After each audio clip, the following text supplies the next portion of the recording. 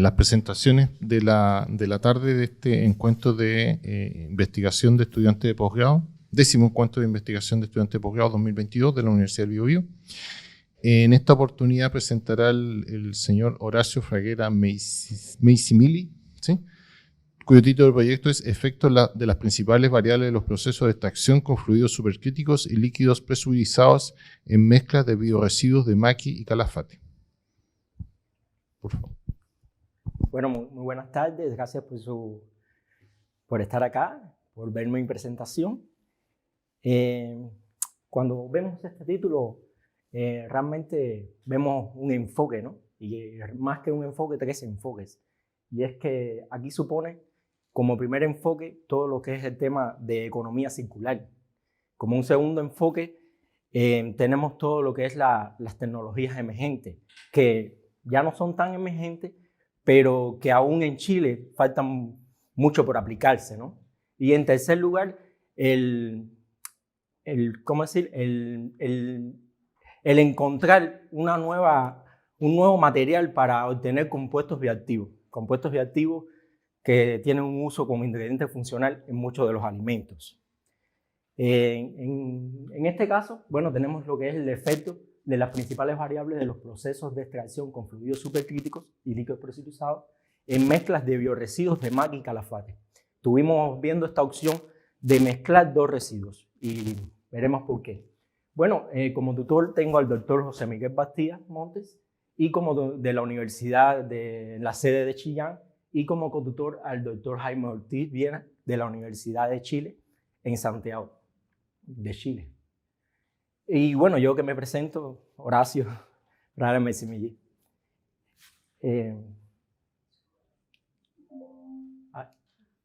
Bueno, podemos decir primeramente que las bayas, lo que son las bayas nativas en Chile, están muy de moda. Están así como esa señorita, ¿no?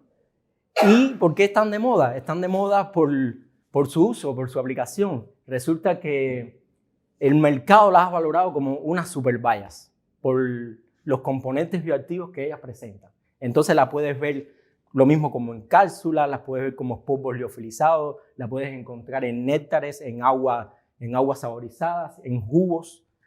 Y eso se debe a los ingredientes que contiene.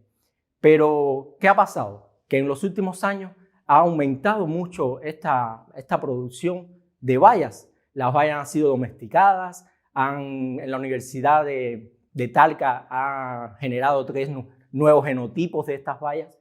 Y esto a su vez ha dado con el efecto de que, aparte de que 170.000 hectáreas están cultivadas en lo que es Chile, resulta también que se genera un bioresiduo de estas bayas. Alrededor de un 20 o un 25% de la baya resulta ser un bioresiduo. Y estamos hablando de 2 bayas, las bayas de Maqui y las bayas de Calafate. Cuando unamos esto, entonces estamos hablando de alrededor de 430.000 toneladas de este residuo. Por lo cual, a nosotros nos es de interés poder estudiar esta baya. Varios autores... varios autores ya han descubierto qué sucede en las fibras de estos residuos, que hay una retención de estos compuestos bioactivos. Entonces, en una extracción, en un procesamiento simple, no resulta que se extraen todos los componentes, sino que quedan componentes en estos residuos. Y estos residuos son beneficiosos para la salud, por lo cual extraerlos y obtenerlos resulta muy interesante. Y también se han encontrado tocoferoles en los aceites, porque es que resulta que en las semillas de estos residuos hay un gran contenido de aceites ricos en tocoferoles, esteroles, fitoquímicos también, antocianinas, polifenoles. Y esto es muy interesante, por lo cual el estudio de obtener las variables, digamos que precisas para poder hacer esta extracción, bueno, es muy interesante esto. ¿Y qué método de extraer? Bueno, decidimos principalmente 2 tecnologías. Lo que es la tecnología de fluidos supercríticos, usando un CO2 como solvente y llevándolo a las condiciones supercríticas. Esto hace sobre el material una buena extracción y un buen rendimiento. Y también el uso de lo que son los líquidos a presión. ¿Qué beneficio tienen? Bueno, que son unas extracciones, una extracción verde, o sea, los solventes y los componentes que se obtienen, bueno, son de grado alimenticio y no son tóxicos a su vez. Y en el caso de, bueno, las extracciones convencionales, bueno, ahí tienen algunas desventajas. Entre los factores de interés, bueno, que tuvimos en cuenta fueron lo que es el tema de la temperatura, las presiones, los tipos de solventes que uno va a emplear en estas extracciones, las mezclas de solventes también, el volumen de solvente a utilizar es muy importante, el tiempo de extracción es muy importante, las condiciones en las que se encuentra la matriz, dice el tamaño de partícula, la estructura de la matriz. Bueno, también lo que es el tema del caudal, qué caudal usar para hacer pasar este disolvente por estos tipos de bioresiduos. Esto es los principales factores y las principales variables que tuvimos en cuenta. Y bueno, en tu esquema de trabajo, ¿qué pretendimos hacer? Bueno, simplemente tomamos las bayas, tanto la baya de Calafate como Maqui, y se le hizo una extracción a corte, una extracción que es lo que estuvimos simulando lo que hace la industria y tuvimos lo que es el bioresiduo, nos quedamos con esa torta. Bueno, esta torta fue liofilizada y fueron mezcladas.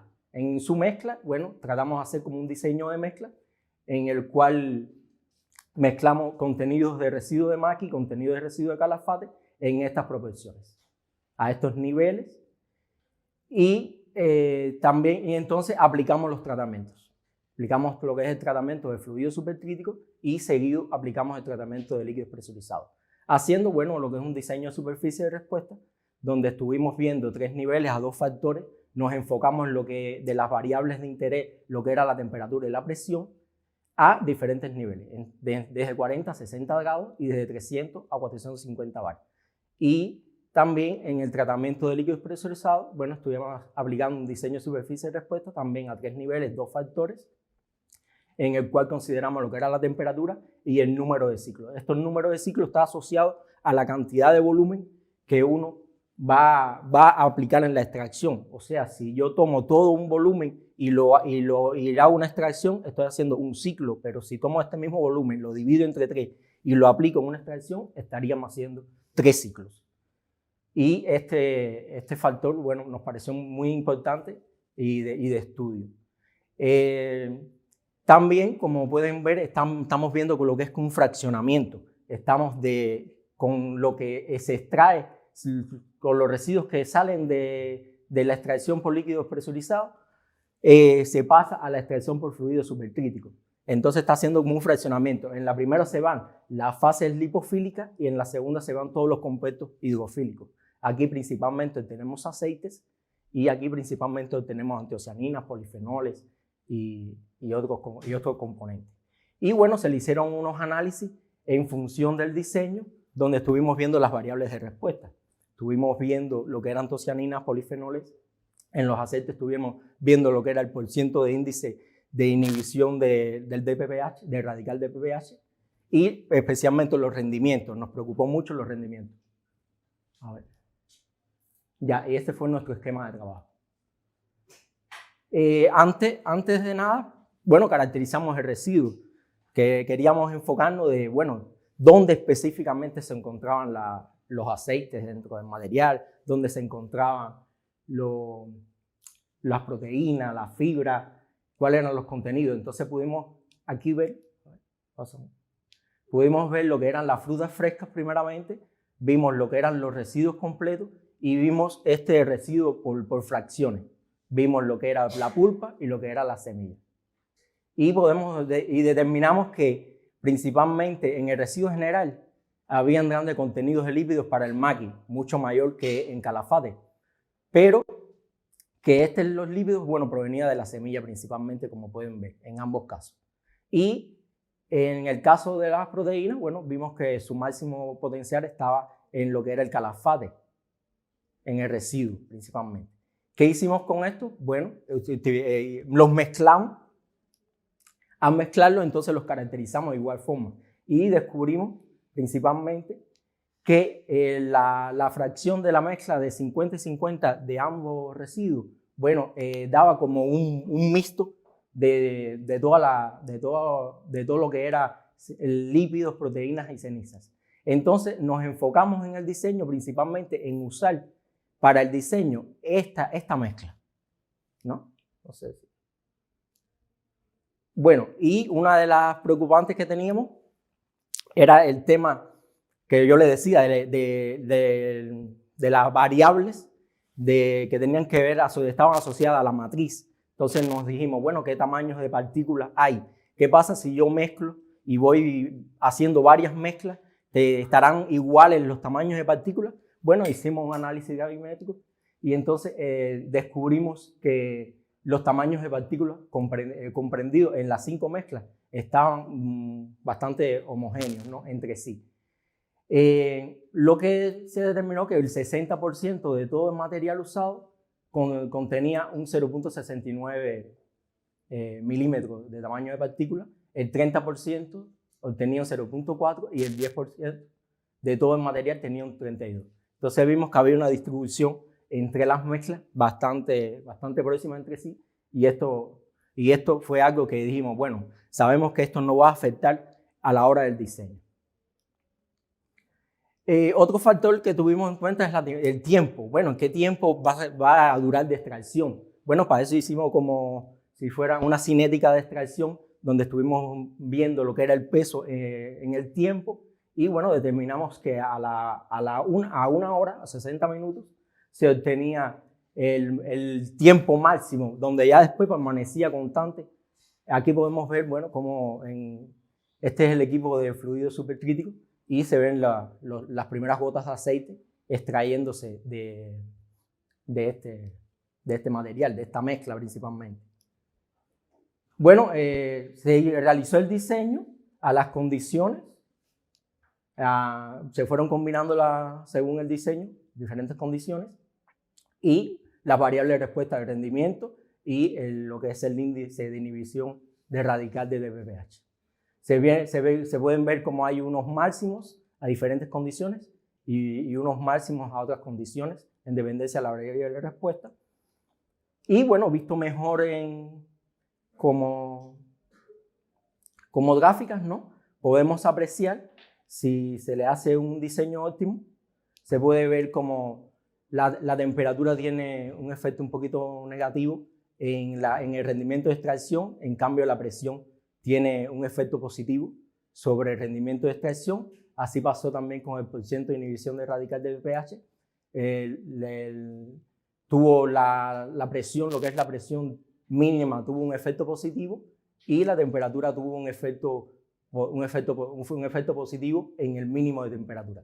Bueno, de ahí sacamos las condiciones óptimas de 8.48% de rendimiento con un R cuadrado de 92% y obtuvimos un 2.200.3 miligramos de equivalente de hidrógeno en aceites con un rendimiento de 86.16%. Y se ajustó para este caso de extracción unos modelos de segundo orden. Haciendo un análisis multivariable, se determinó que la deseabilidad era mejor en un modelo de segundo orden. Bueno, exactamente se hizo lo mismo para lo que era el tratamiento por líquidos presurizados en el diseño. Igual las variables se estuvieron viendo las variables de respuesta, se aplicó un modelo de primer orden y en conclusión podemos decir que estos fueron nuestros parámetros principales, los parámetros óptimos obtenidos para cada uno de los tratamientos. Esto nos permite poder seguir haciendo más estudios, ¿no?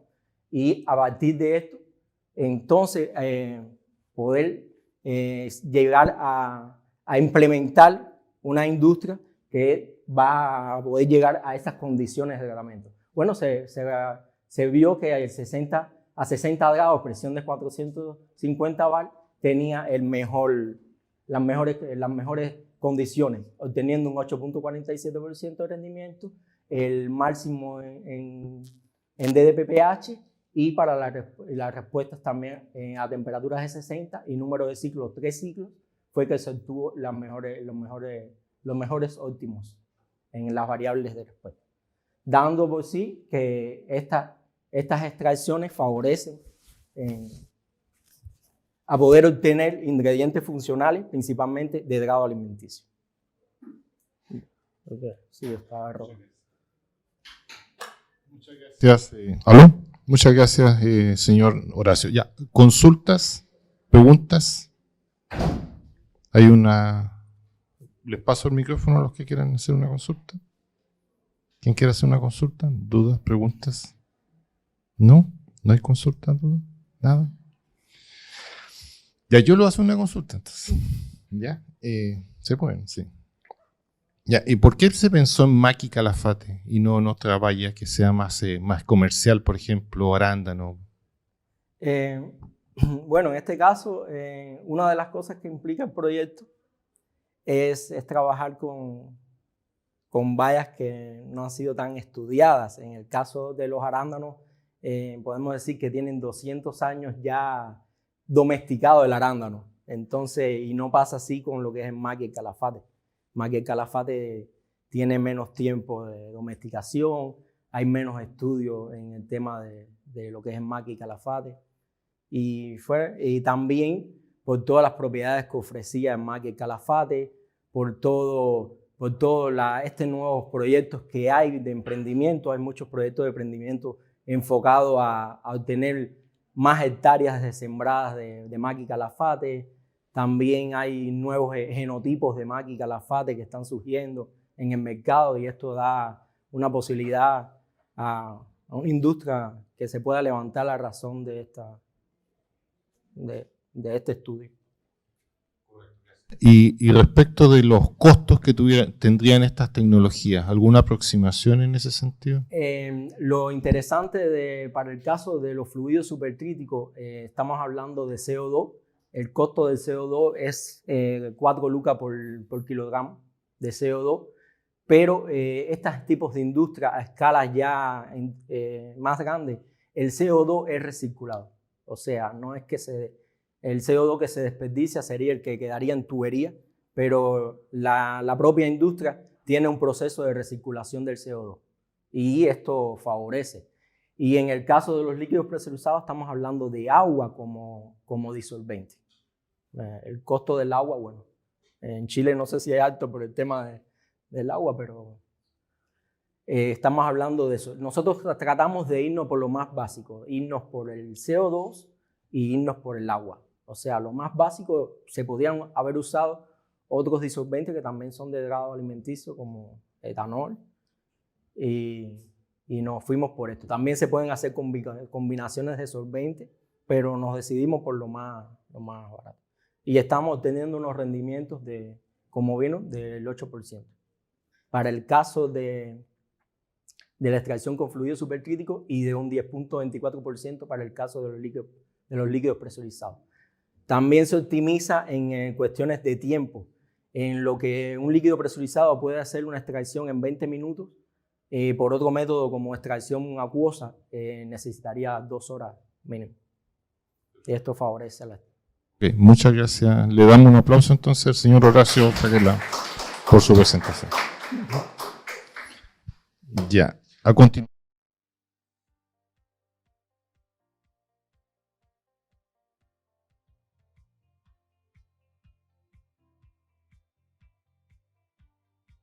Lina Herrera Lavados, cuyo título es Impresión 3D de emulsiones de proteína vegetal. Puede comenzar, por favor. Bueno, como introducción, el mundo, la tendencia actual en la alimentación se está inclinando más hacia las proteínas vegetales, tanto por los problemas ambientales, como por ejemplo la falta de espacio, el calentamiento global para conseguir la proteína animal, y el cambio en las dietas, ya que ahora hay muchos más vegetarianos y veganos que hace 10, 20 años. Entonces las proteínas vegetales están adquiriendo una gran importancia en la industria. De las proteínas vegetales, unas muy importantes son las leguminosas, porque tienen un alto contenido de proteínas y además tienen un alto número de fenoles, polifenoles, compuestos antioxidantes, que en conjunto las hace muy nutritivas. Además, las proteínas vegetales tienen propiedades funcionales que las hace adecuadas para ser incluidas dentro de los alimentos, como propiedades gelificantes o las propiedades emulsionantes. Las proteínas de poroto, nosotros habíamos visto que tienen propiedades emulsionantes y pueden formar emulsiones. Pero aparte de emulsiones, también pueden hacer emulsiones gel. La emulsión gel es una mezcla presenta tanto propiedades de emulsiones como de geles. Y tiene la ventaja de que uno puede ir modificando su formulación para modificar las propiedades que tienen y se puede personalizar muy bien el material que uno está trabajando. Además, como tiene dos fases, uno puede agregar ingredientes, tanto lipofílicos como hidrofílicos, en las dos fases. Entonces, uno puede agregar también nutrientes especiales a la formulación. Y dentro de las capacidades de los geles de emulsión es que pueden ser impresos en 3D. Entonces, este trabajo se focaliza en estudiar generar una emulsión gel para impresión en 3D. Y esto lo hicimos mediante la incorporación de gelatina a una emulsión previamente establecida. Y ver si esta emulsión gel con gelatina es adecuada para ser impresa en 3D. Entonces, para esto tomamos nanomulsiones de proteína de poroto que tenían un 5% de proteína y se le agregaron distintas concentraciones de gelatina, desde 0,25 hasta 2,5% peso-peso. Estas se calentaron a 70 grados Celsius por 30 minutos para permitir la solubilización de la gelatina y al enfriarse se formó la emulsión gel. A esta emulsión gel se le analizaron las propiedades rheológicas para analizar el comportamiento de flujo y las propiedades viscoelásticas. Y además, estas se utilizaron en impresión 3D con un equipo Heidel y una vez impresas se les evaluó la calidad de impresión, la estabilidad dimensional y las propiedades texturales. Entonces, lo primero que hicimos fue evaluar las propiedades rheológicas que tenían estas emulsiones. Por resultados previos, nosotros vimos que las emulsiones que tenían una concentración menor al 0,75% de gelatina no se convertían en geles, sino que continuaban siendo líquidas. O sea, acá tenemos el valor G', que es el módulo de almacenamiento, y acá el valor G2', que es el módulo de pérdida.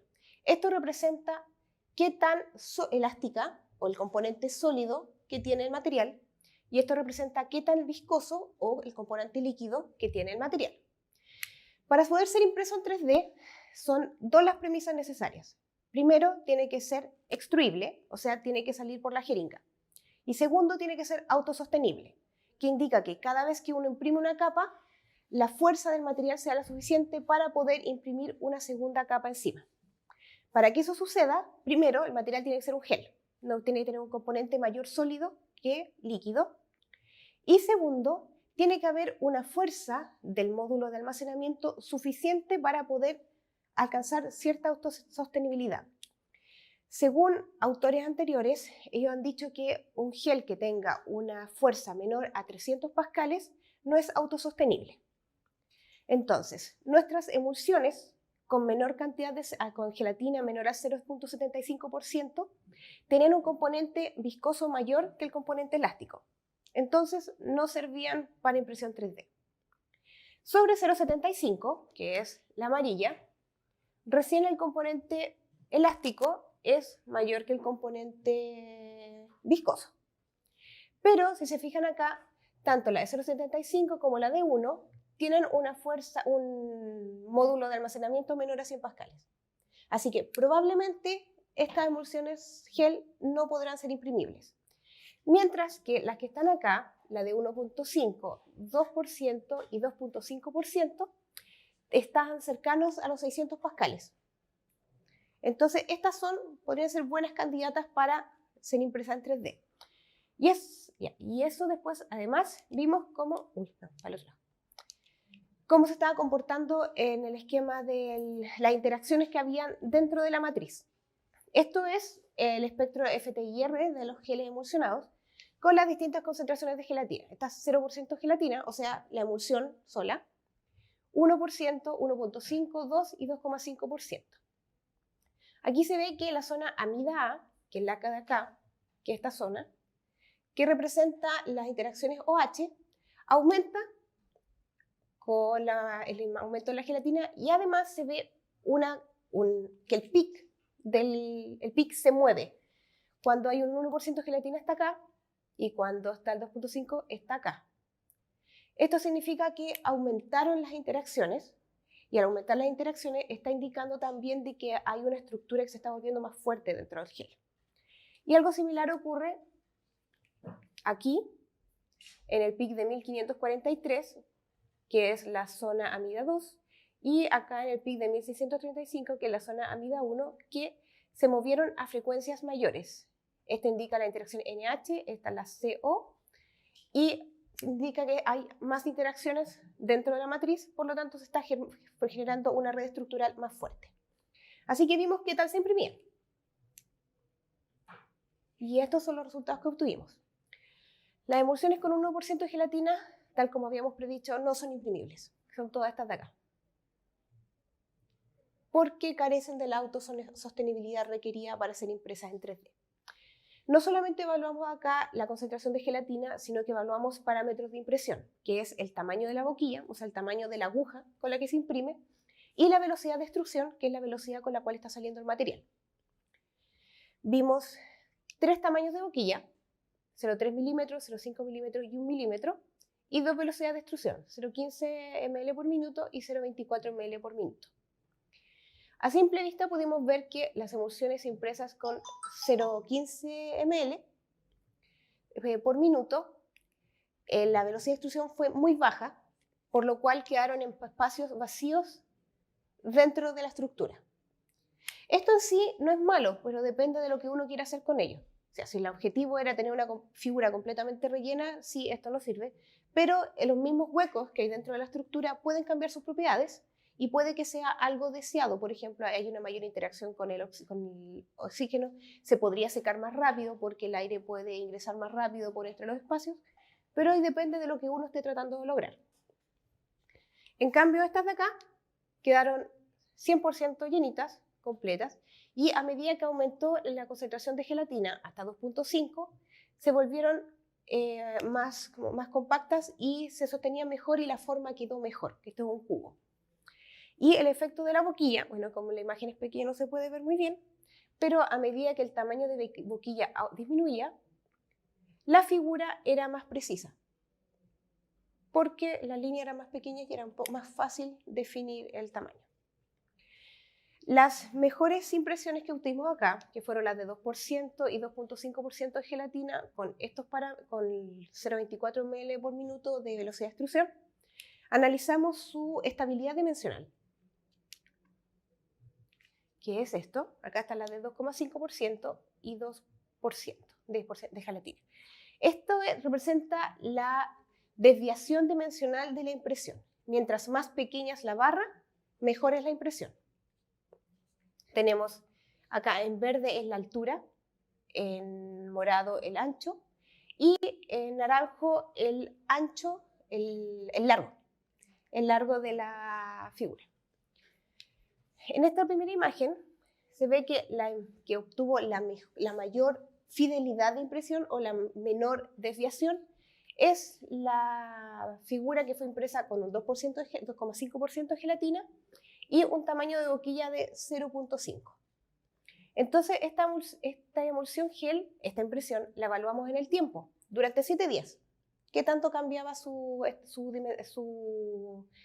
dimensiones? Y se vio que principalmente ocurre una disminución del tamaño, o sea, van bajando.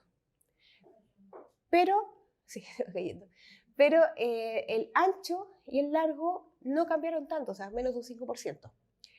Y a pesar de todo, de que la figura bajó, la desviación dimensional en 7 días es menor al 15%, lo cual es una estabilidad bastante buena porque la mayoría de los estudios que trabajan con desviación dimensional se miden en tiempo de horas, o sea, hasta 24 horas y ya tienen una desviación bastante alta. Entonces, estas emulsiones geles son bastante estables en el tiempo. Y finalmente quisimos saber si había un efecto en la textura en lo que estábamos haciendo, los distintos parámetros de impresión, de las que quedaron mejor impresas, las 6 mejores impresas, si es que afectaba la textura. Y vimos que sí, la textura se afecta mucho dependiendo de los parámetros con los que uno está imprimiendo. Bueno, claramente del 2%, entre usar 2% y 2.5%, la dureza en general aumentó, sobre todo con la boquilla más pequeña. Pero dentro de la misma concentración de gelatina, pero con distintos tamaños de boquilla, vimos diferencias en la dureza, en la adhesividad, la cohesividad, la gomosidad y también la masticabilidad. Esto nos indica que uno puede tener una misma formulación, pero dependiendo de cómo la imprima, uno puede modificar las propiedades texturales a su antojo. Y esto es súper importante en lo que es una de las aplicaciones de la impresión 3D, en que se está intentando hacer alimento personalizado para pacientes que tienen problemas para tragar, por ejemplo, la gente con disfagia o el adulto mayor, que la mayoría de la comida que comen es en formato molido o puré y resulta poco atractivo, e incluso por eso mismo ellos bajan de peso porque no quieren comer. Entonces, una de las ideas de la impresión 3D es poder personalizar tanto la formulación con los ingredientes nutritivos que ellos requieren y también la figura que ellos están viendo para comer, porque es harto distinto comer un puré a comer un autito, a comer un patito. Entonces, que a ellos les puede llamar mucho la atención. Pero ahí mismo, al estar imprimiendo, uno tiene que tener cuidado de que lo que está imprimiendo ellos lo puedan comer. Entonces, al ver que cambiando las propiedades de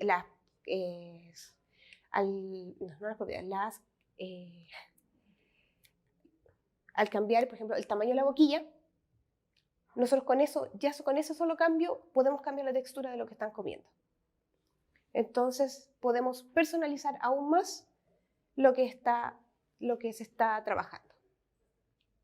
Así que, como conclusión, los geles emulsionados de proteína de poroto pueden ser usados como una tinta comestible para la impresión 3D y esto nos permite hacer modelos de impresión con una personalización que no se puede hacer cuando uno lo está haciendo en un molde. Y esto también nos abre el camino para hacer más alimento personalizado con sistemas coloidales que puedan seguir las tendencias actuales de alimentación que hay en la industria.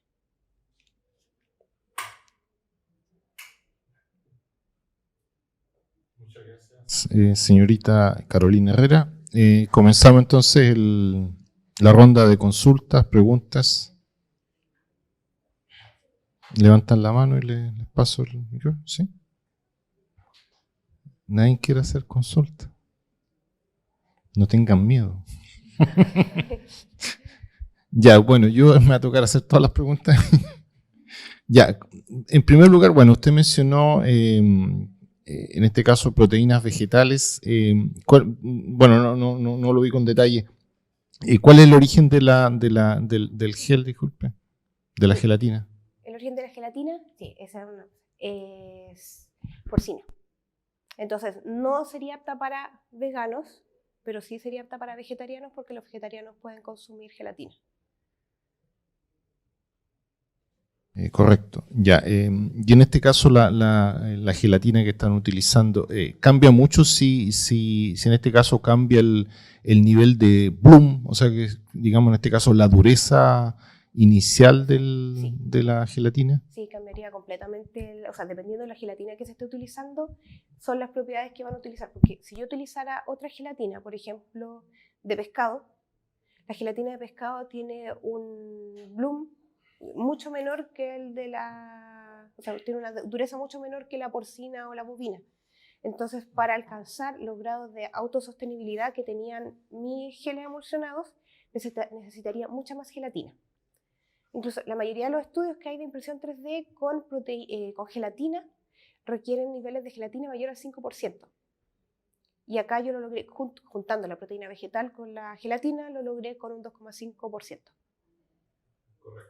Otro tema más, dentro de la formulación, no lo vi en el detalle, ¿Se incluye sacarosa o alguno edulcorante? No, no, está En este momento solamente... está así, solita. Ya. Pero la proteína de poroto, las emulsiones que tenemos, tiene sabor a poroto, suavecito, son blancas, y dentro de todo, estas vienen de emulsiones, de nanoemulsiones hechas por homogenización por alta presión. Y salen como con un aroma vainillado. Entonces es como, la emulsión solita es como una leche bien, bien agradable. Y con la adición de gelatina queda como la leche agradable, pero más durita. Correcto, entonces ahí hay unos estudios posteriores de evaluar, no sé, en este caso los perfiles aromáticos y esa percepción que usted tiene, si es que efectivamente un panel sensorial eso lo alcanza a percibir o no posteriormente en el producto final, porque claro, eso es en la materia prima, pero posteriormente al ser impreso lo más probable es que se pierde mucho de ese aroma. Sí. Entonces eso también es Además otro... está el calentamiento también para Correcto, para la extrusión poder misma. solubilizar la Perfecto, gelatina. sí, exacto. No, ahora, claro, le mencionaba previamente el tema de la sacarosa, porque eso también aumenta mucho la dureza de la gelatina al adicionar sacarosa. Entonces, eso, bueno, obviamente eso es otro factor más que lo más probable sea relevante en este caso, bueno, sobre todo para niños que quieren o solicitan que generalmente las gelatinas sean saborizadas. Entonces puede que también ahí tenga... Bueno, eso es para otros estudios posteriores. Claro, este estudio parte ahí con estos antecedentes, pero lo más probable es que, claro, al orientarlo a niños, sobre todo, se espera en general que, bueno, obviamente tengan colores atractivos, más sabores bastante dulces, digamos, Eso es lo bueno que al sea menos blanca, para niños. que uno Digamos. le puede agregar cualquier colorante. Por último, en el tema también bueno, yo observé en este caso, bueno, en tema ya más metodológico, que ustedes realizaron una prueba de textura con TPA. Sí. Ya, ¿por qué eligieron ese test en particular y no otro, por ejemplo, otro test de textura? Lo utilizamos porque es el test utilizado para simular la masticación, y nosotros este estudio lo estábamos orientando o sea, esta es una parte de un estudio, porque después está la prueba las pruebas de la Agencia Internacional de Disfagia, para poder ver si nuestras muestras eran adecuadas para pacientes con disfagia. Entonces, como el TPA es el que simula la masticabilidad, utilizamos ese estudio. Porque hay que tener en cuenta no solamente la dureza, sino que también es importante la consistencia, la adhesividad y la gomosidad en lo que es el tema de disfagia. No, correcto. No, bueno, en el caso de la masticación, bueno, también está la otra alternativa, que es utilizar la celda Kramer, que también trata de simular también el proceso de masticación. Pero bueno, ese de alguna forma también es complementario digamos, al test que ustedes utilizan. Pero ahí depende, obviamente, si esa agencia tiene ese test sensorial establecido. Sí, es que por eso se correlacionan los dos tests. Perfecto. Bueno, pero adicionalmente a eso, claro, como es una prueba instrumental, siempre se espera que la parte sensorial la pueda de alguna forma validar. No sé si eso lo tienen considerado en alguna etapa posterior. Sí, la idea también es trabajar con un panel sensorial. Bueno, si no hay alguna consulta, le damos las gracias a la señorita Carolina Herrera. Muchas gracias.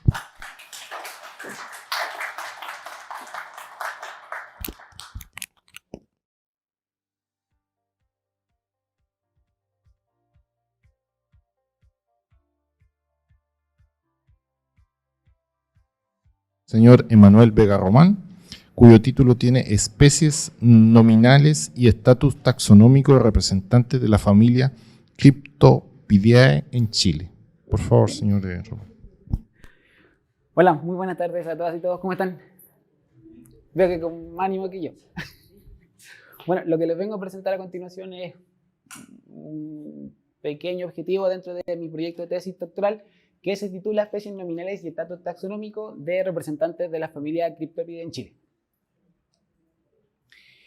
Eso es más o menos lo que vamos a ahondar en los próximos 10-15 minutos. Trataré de ir relativamente rápido para alcanzar en el tiempo. Los artrópodos, si no lo conocen, son todos esos bichos que tienen las patas articuladas. Una mariposa, una araña, un crustáceo. Y aquí están los 100 pies. Esos son los miriápodos. Dentro de los miriápodos hay 4 grandes grupos. 4 superclases según la clasificación de Edgecombe del 2007. Y dijo quilópodos, diplópodos, sinfílidos y paurópodos.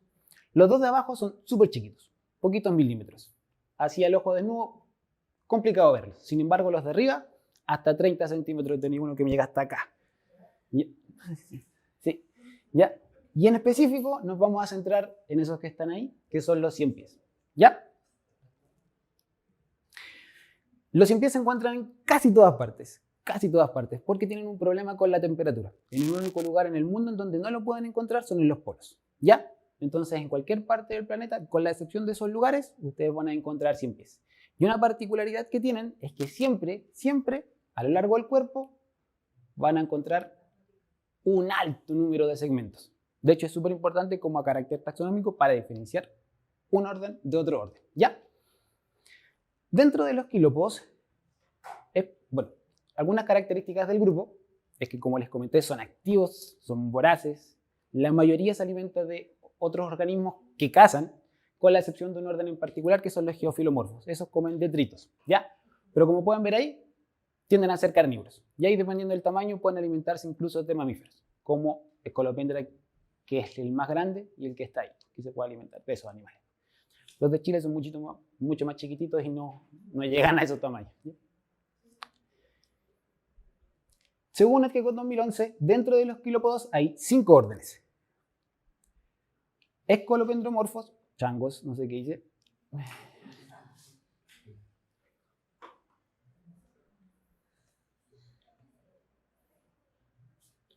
Gracias. Dentro de los quilópodos, entonces, como les contaba, hay 5 órdenes. Y en Chile hay 4 de estos. El único que no se encuentra acá, porque solo se encuentra en Australia, son los Craterostigmomorphos. Todos los demás lo podemos encontrar en nuestro país, ¿ya? Pero en específico, para la presentación, nos vamos a sentar nuevamente solo en los primeros, que son los escolopendromorfos. Como les había comentado, es súper importante saber el número de patas. ¿Por qué? Porque cuando ustedes vean un 100 pies, y si es que lo desean, le quieren contar el número de apéndices locomotores, si de aquí a acá hay de 21 a 23, inmediatamente ustedes, sin equivocarse, pueden decir, mira, ese es un miriápodo quilópodo del orden escolopendromorfo. Cualquier conversación puede partir con eso. ¿Ya? Otra particularidad que tienen es eso que está ahí, que es el tremendo desarrollo forcipular que tienen estos animales, es la modificación del primer par de patas en estructuras ponzoñosas que se encuentran asociadas a glándulas de veneno. Con eso es con lo que cazan. ¿Ya? Pueden no tener ocelos, no se alcanza a notar, pero ese sí tiene, ese no tiene, y hay otros que en imágenes siguientes vamos a darnos cuenta que no tienen. Y así podemos hacer esa diferenciación entre un grupo y otro. En Chile, bueno, en el mundo en general, hay 5 familias dentro de los escolopendromorfos, y en nuestro país tenemos a 2. Estos que están acá, que son los escolopendridos, y los que están acá, que son los criptódidos. ¿Ya? Esos 2 se pueden diferenciar fácilmente por lo que les comenté recién. Los escolopendridos tienen ocelos y estos no. Tienen el mismo número de apéndices, pero este tiene ocelos y este no. Ahora bien,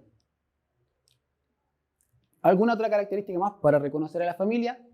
21 pares de apéndice, que lo habíamos mencionado, las forcículas, que también lo comentamos, la ausencia de ocelos, ahí no se le nota ninguno, y en general, al menos en nuestro país, todos los criptódidos tienen ese color rojo, marrón, dependiendo de cómo defina el color cada uno de ustedes. ¿Ya?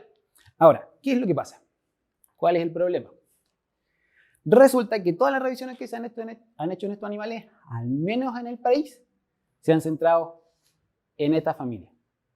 Una de las posibles explicaciones es porque cuando uno cava en la tierra, siempre tiende a encontrar a ese 100 pies de color azulado, muy particular, ¿cierto? Pero nunca se fija en unos que son un poquito más chiquitos, que son estos.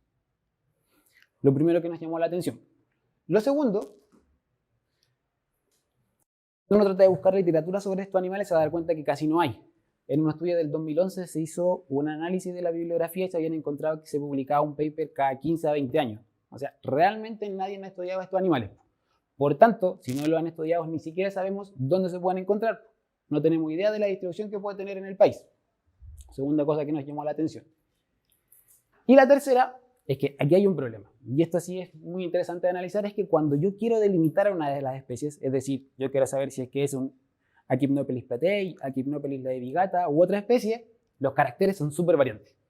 Por ejemplo, una de las formas para delimitarlos es que, si bien no se alcanza a notar en la imagen, si se dan cuenta ahí pareciera que estuviera liso. Pero hay otros que tienen una pequeña hendidura hacia abajo.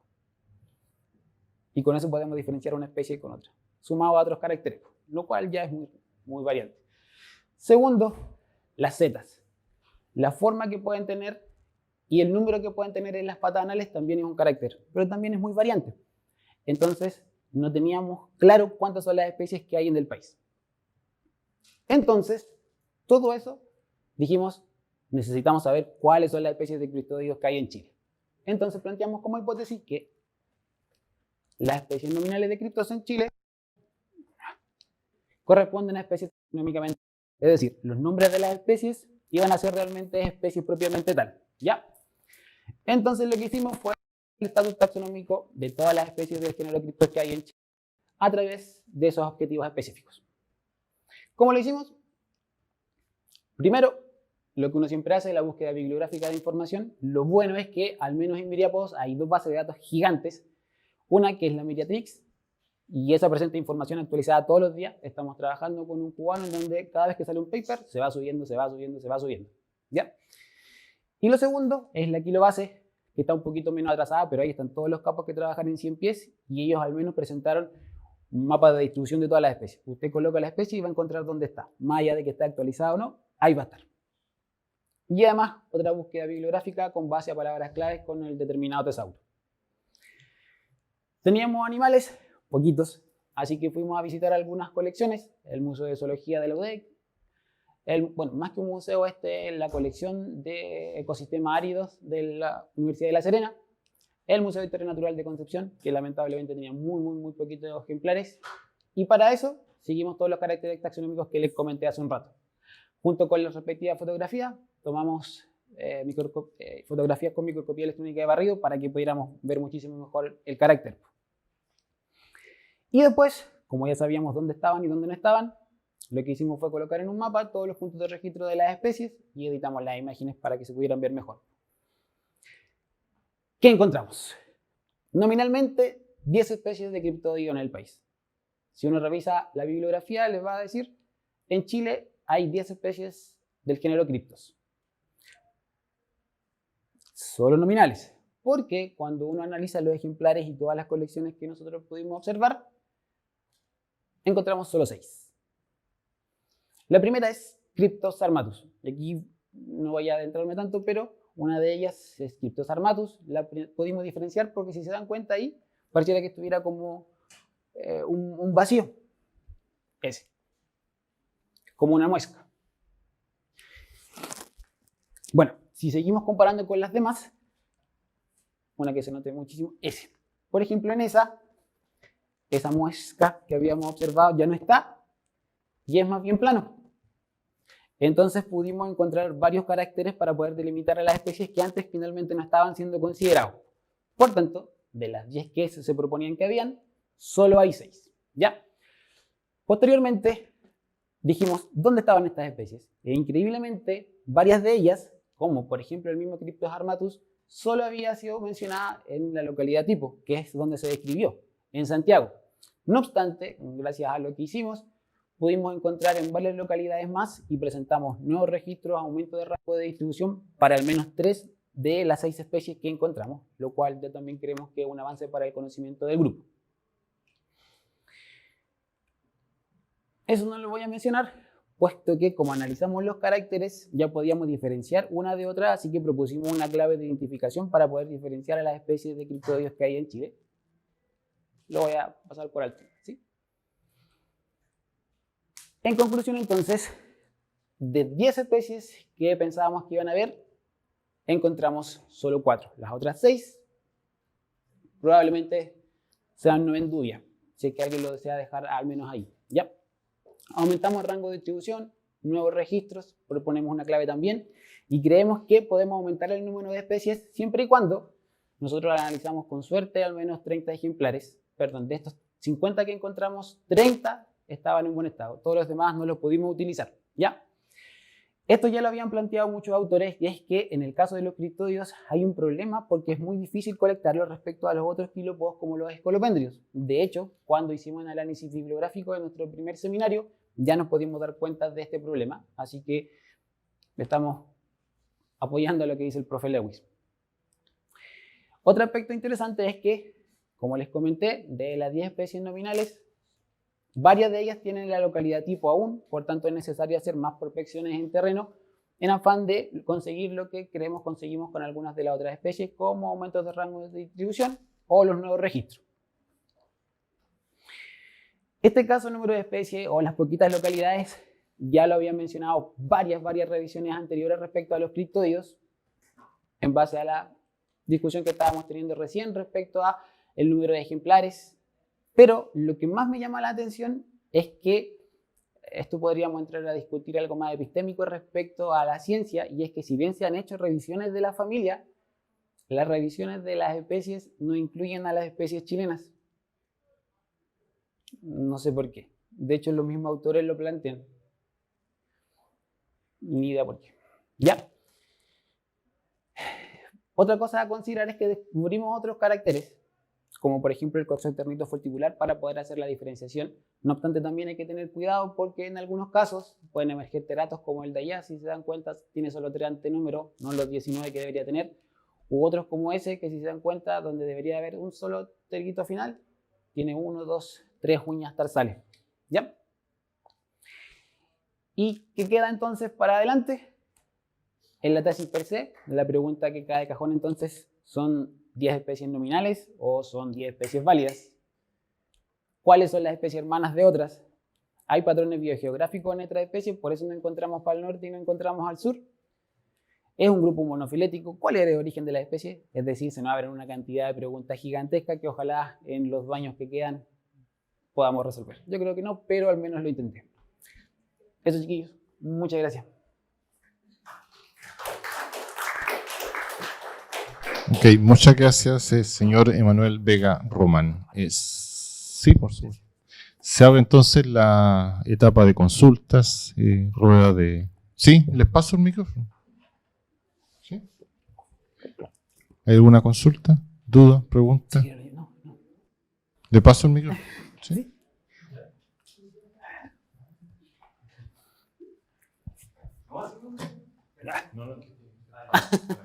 Es que es internacional. Dale. Sí. Ya, oye, excelente trabajo. Gracias. Perdón.